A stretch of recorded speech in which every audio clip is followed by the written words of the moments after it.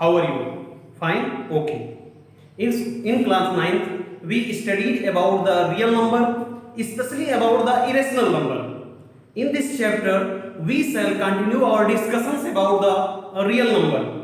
We begin with two important rules, namely Euclid division lemma and fundamental theorem of arithmetic. Without going our chapter, we shall discuss about the some important rules which is very important for you. Without wasting our time, let us start. Dividend is equal to divisor into quotient plus remainder. इसको हम इस तरह से समझ लेते हैं. Divisor से हम डिवाइड करते हैं. डिविडेंड का मतलब जिसको हम डिवाइड करते हैं. क्वोशंट जो आपको फल प्राप्त होता है वो होता है, और रिमाइंडर जो इसके बाद शेष आपका बचता है उसी को हम रिमाइंडर कहते हैं. तो डिविडेंड हम कैसे प्राप्त कर सकते हैं? सबसे पहले हम डिवाइजर और क्वोशंट का मल्टीप्लाई करते हैं. देखिए इधर मल्टीप्लाई किया गया, डिवाइजर इनटू क्वोशंट मल्टीप्लाई किया गया. इसके बाद क्या करते हैं? डिविडेंड को फाइंड करने के लिए डिवाइजर इनटू क्वोशंट करने के बाद उसमें रिमाइंडर को ऐड करते हैं. चलिए हम फर्स्ट क्वेश्चन पे चलते हैं. Yes, use Euclid division algorithm to find the HCF of. First question is 135 and 225. Second question 196 and 38,220. तो हम आपको इसमें से पहले क्वेश्चन को अच्छी तरीके से समझा देते हैं. इसके बाद दो क्वेश्चन और इसमें पढ़ते हैं. आप इस क्वेश्चन को स्वयं आप करने की कोशिश करिएगा. तो पहला क्वेश्चन हम एचसीएफ निकालने के लिए जनरल यूज रूल प्रयोग करते हैं. जनरल रूल क्या है आपका? 135 225. तो ये आपका डिविडेंड हो गया और इधर आपका डिवाइजर हो गया. तो 135 1 जा 135. 135 यहां सब्ट्रैक्ट किया, इसको हमने 0 9 एंड 0. अब 90 से डिवाइड करेंगे हम किसको? 135 को. 90 से किसको डिवाइड करेंगे? 135 को. तो 135 इधर हमने किया और 91 जा 1 बार जाएगा. ध्यान दीजिएगा, 91 जा 1 बार जाएगा. तो हमने 1 बार ले लिए हम इधर और इधर सब्ट्रैक्ट किया हमने 4. क्लियर? Yes sir. अब 49 से हम 90 को डिवाइड करेंगे. तो 45 से हम 90 को डिवाइड करते हैं तो 2 बार जाता है.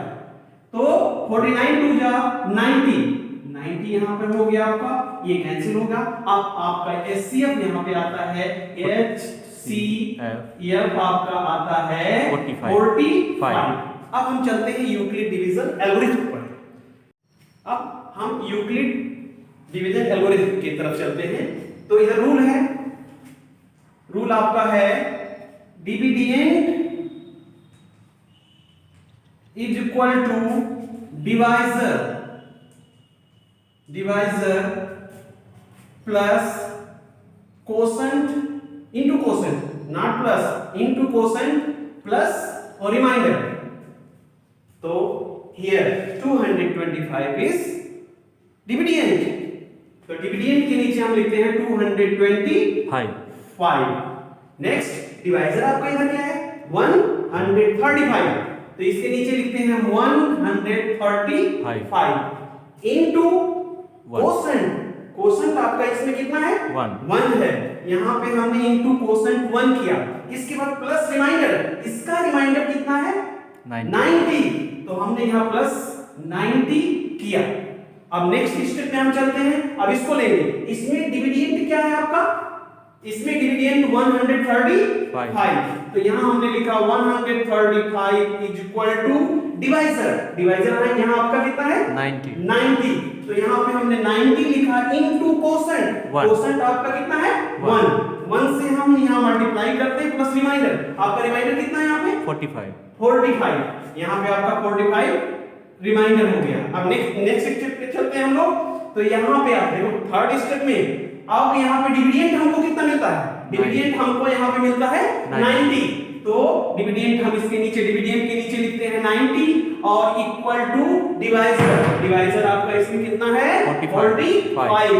तो 45 इनटू 2 यस सर, इंटू 2, क्योंकि डिवाइजर आपका कितना है 2, नहीं, क्वोशंट कितना है आपका, क्वोशंट यहाँ पे है आपका 2, 2, तो यहाँ पे हमने 2 लिखा प्लस रिमाइंडर, रिमाइंडर आपका कितना आ गया 0, आपका रिमाइंडर यहाँ पे 0 हो गया।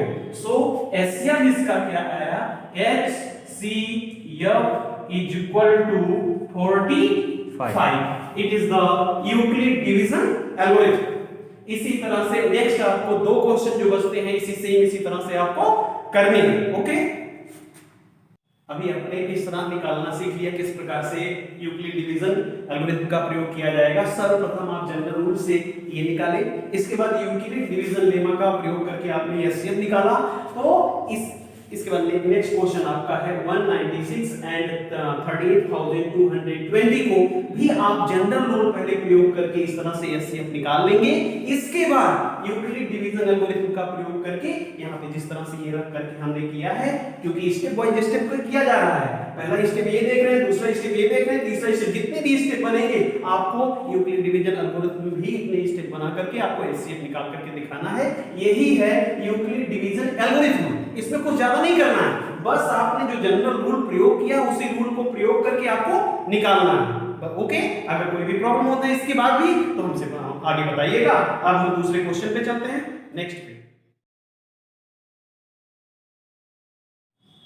देखिए फर्स्ट क्वेश्चन तो हमने आपको बता दिया, अब सेकंड क्वेश्चन थोड़ा सा हार्ड है, लेकिन इस टाइप को आपको कम से कम 12 या 13 क्वेश्चन आपको मिलेगा आपकी बुक में, और 2-3 बुक आप अगर संग्रह करते हैं तो उसमें अधिक से अधिक आपको क्वेश्चन इस टाइप के आपको मिलेंगे।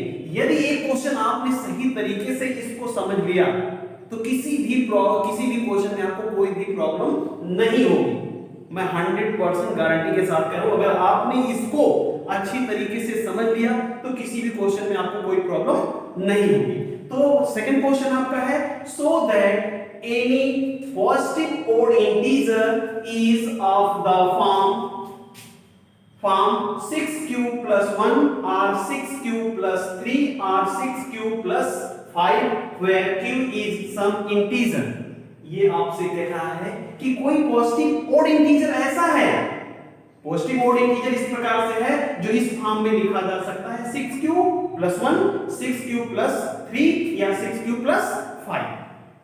तो सर्वप्रथम हम इसमें चालू करेंगे लेट, सबसे पहले क्या लिखेंगे हम इसके, let n be any positive, इधर देखिए positive odd integer, positive odd integer, इतना आप लोगों ने कर लिया। कहां से ये करना है आपको ध्यान दीजिएगा, हमको n यहां पे एक पॉजिटिव ओड इंटीजर मानना पड़ेगा। देखो हमने माना, क्या माना, let n be any positive odd integer. तो ये एनी पॉजिटिव ओड इंटीजर आप कहेंगे कहां से मिलेगा, आपको एनी पॉजिटिव ओड इंटीजर आपको ऊपर से मिल जाएगा आपके क्वेश्चन से ही। क्लियर। अब आते हैं नेक्स्ट, अब इसमें दिया देखिए 6q plus 1, तो अब हम n को, इसमें 6 है, ध्यान दीजिएगा यहाँ पे 6 है, आप n को हम 6 से डिवाइड करेंगे, n को हम 6 से डिवाइड करेंगे, तो यहाँ पे लिखेंगे क्या, on dividing n by 6। Clear, on dividing n by 6 let q be the quotient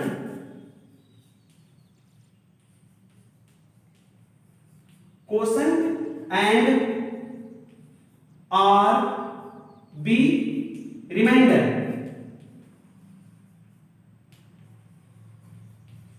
clear, इतना clear, yes sir. On dividing n by 6 let q be the quotient। आप quotient क्या मान रहे हैं, q मान रहे हैं, q be the quotient and r be the remainder।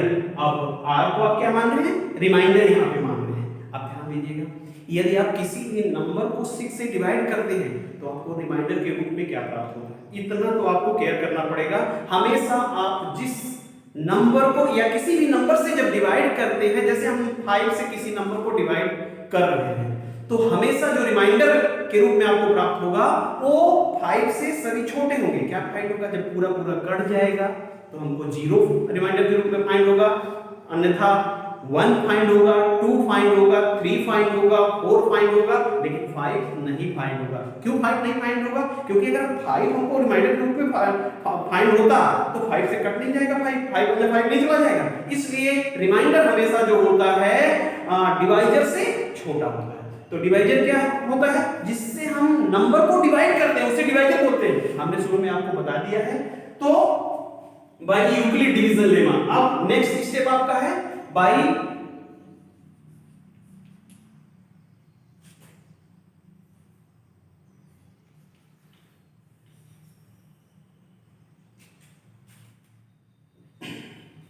on dividing n by 6, let q be the quotient and r be the remainder। ये आपको लिखना पड़ेगा।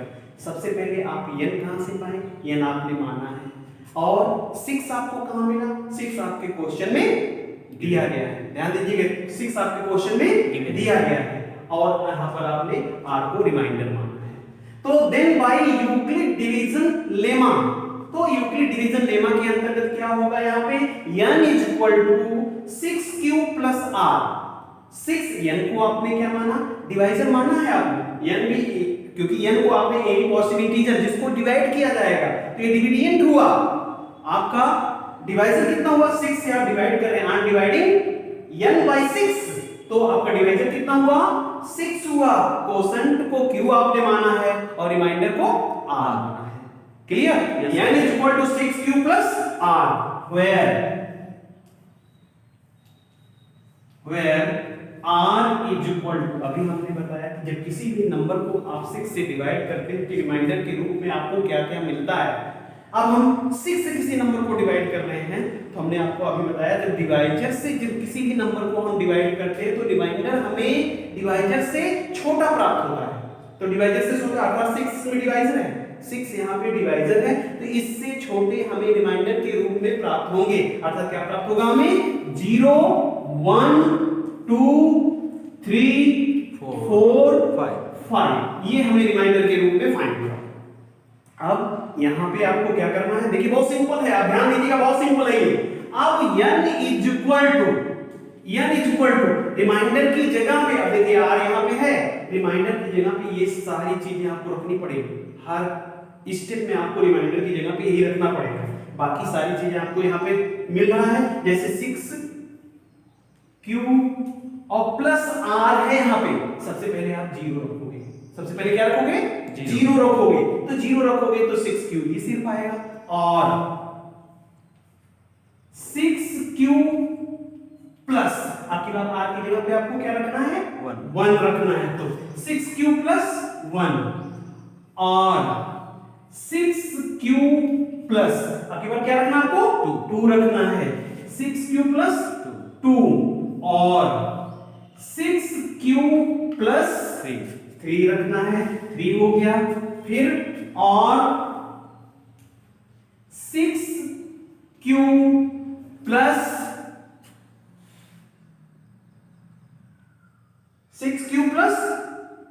4 पुनः और 6q प्लस 5। इतना क्लियर? ओके, अब इसके आगे मैं आपको बताता हूं। यहां से बेटा हम यहां पे आ रहे हैं, n इज इक्वल टू, ध्यान दीजिएगा 6q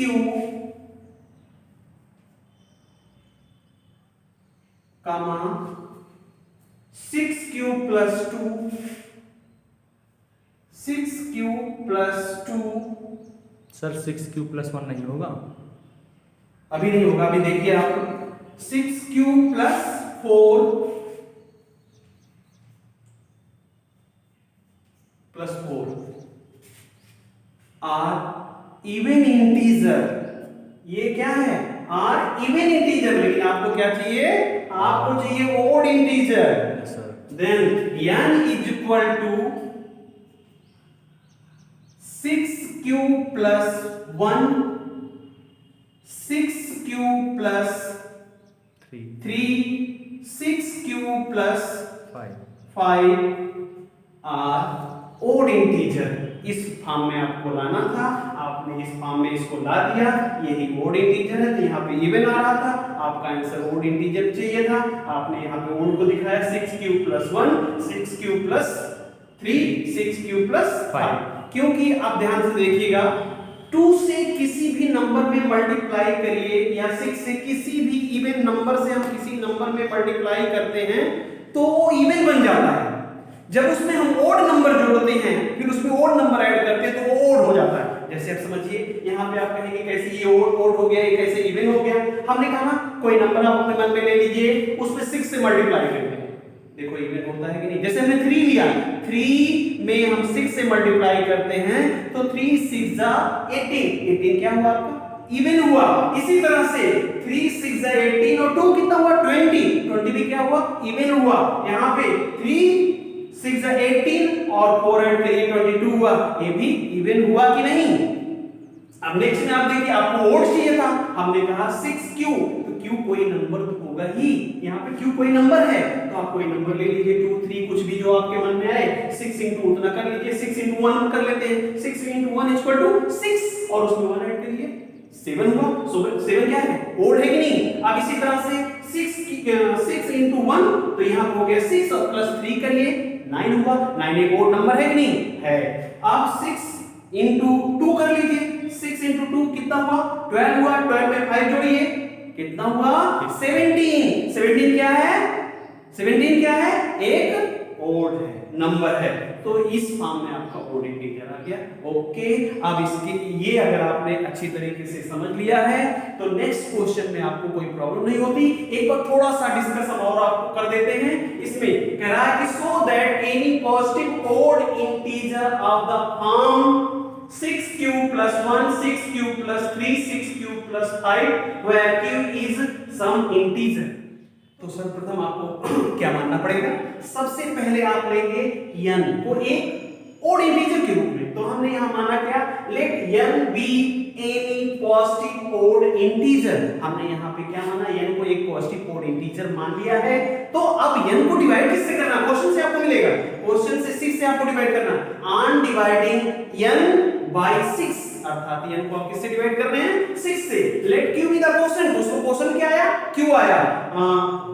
late q be the quotient and r be the remainder. आपको रिमाइंडर के रूप में क्या प्राप्त हुआ, r प्राप्त हुआ। Then by the Euclid division lemma, Euclid division lemma के अंतर्गत आ गया आपका 6q plus r, 6q plus r where r equal to, हमने आपको बताया जब किसी भी नंबर को आपको 6 से डिवाइड करते हो तो 6 से छोटे उसके रिमाइंडर होंगे, तो उसके रिमाइंडर क्या होंगे, हो गए 0 1 2 3 4 5।